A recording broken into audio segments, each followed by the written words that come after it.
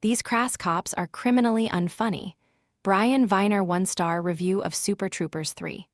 The drought afflicting our once green and pleasant land has spread into the multiplexes.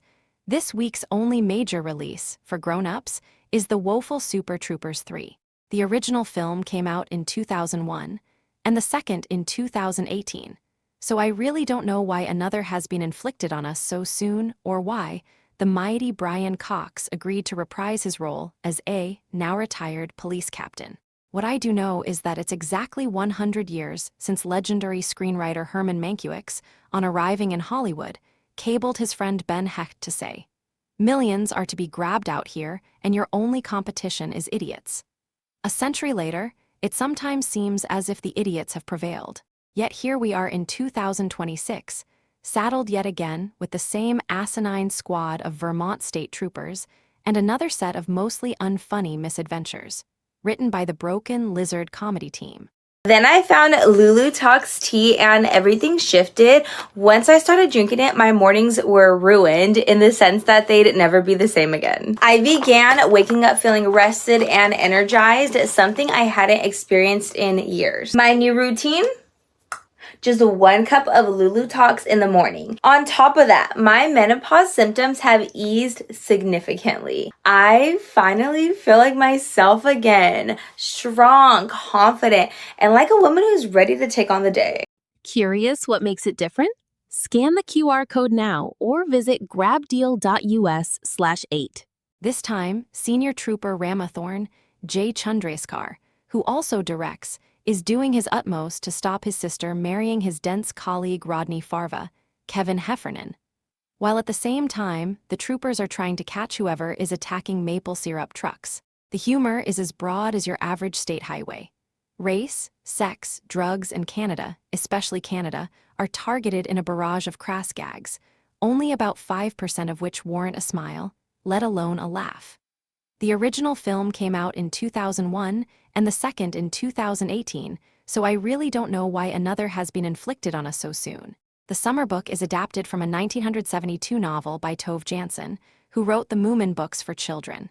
Pictured, Glenn Close as grandmother and Emily Matthews as Sophia. The summer book is as unhurried as Super Troopers 3 is frenetic. It is adapted from a 1972 novel by Tove Jansson, who wrote the beloved Moomin books for children. Yet this is very much a story for grown-ups, and patient grown-ups at that. It's one of those films in which, almost defiantly, nothing much happens.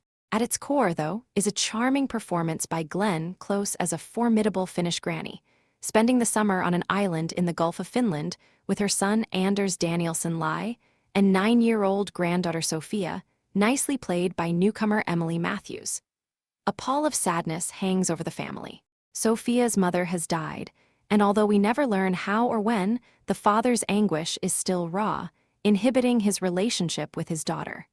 He suggests to his mother that the stink of grief might be repelling visitors to the island. She's what Americans would call a tough old broad. Anyway, it is left to grandmother, neither she nor her son are named, to spend time with Sophia, imparting wisdom and being as much fun as her creaking body permits.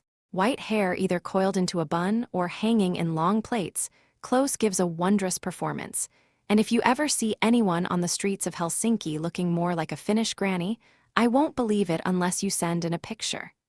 Admittedly, there's no narrative arc as such in the summer book, more of a narrative flatline. But if you don't mind that, then Charlie McDowell's film is a touching study of family dynamics and how they are affected by death. Love Me Tender, a French-language film, starring the ever-splendid Vicky Krieps as Clemence, Scene, a separated mother of an 8-year-old boy who shares custody with her former partner. Love Me Tender is another family drama, anchored by more superb acting. It's a French-language film, starring the ever-splendid Vicky Krieps as Clemence, a separated mother of an 8-year-old boy who shares custody with her former partner, Laurent Antoine Reinarts. The pair have an amicable relationship, and when she tells him she's now dating women, he takes it in his stride. "I just want you to be happy," he says. But he changes his tune, poisoning the child against his mother and igniting a complicated legal process, which, partly as a consequence of institutionalized homophobia, keeps her from seeing her cherished son for 18 months, or as she heartbreakingly measures it, 2 Christmases, 1 birthday and 1 Mother's Day. It's a true story, lifted by writer-director Anna Cazenave-Cambit from an autobiographical novel by Constance Deber. The novelist's grandfather Mitchell Deber, incidentally, was once the Prime Minister of France and is considered the father of the modern French Constitution. What an irony that it served his granddaughter so badly. A summer Paw Patrol movie is a blessing and a curse for parents. It's something to distract your overheated, understimulated little darlings in the holidays, but you've got to go with them and waste an hour and a half of your precious adult time in the company of squeaky-voiced search and rescue dogs. Except, this Paw Patrol movie, the third spin-off from the children's TV series, is quite good, actually. I enjoyed it not much less than my 5-year-old son, who adored it. This Paw Patrol movie, the third spin-off from the children's TV series, is quite good, actually. The pleasant surprises start early, as the all-action pups save a family from a burning boat.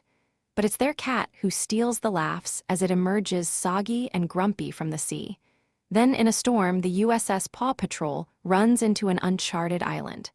Could this be where the dinos of the title live? The doggies have only gone and found Jurassic Park, except the dinos here below seem to have existed by themselves for millions of years.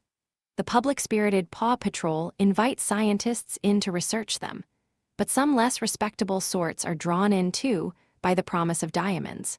The worst part of the film is that its baddie, Mayor Humdinger, Ron Pardo, looks too like KFC's Colonel Sanders to be scary, but you'll have forgotten him by the volcanic climax. Will the fire dog Marshall be able to put out the biggest conflagration of his life? If only Marshall were able to cool off our overheated children, too.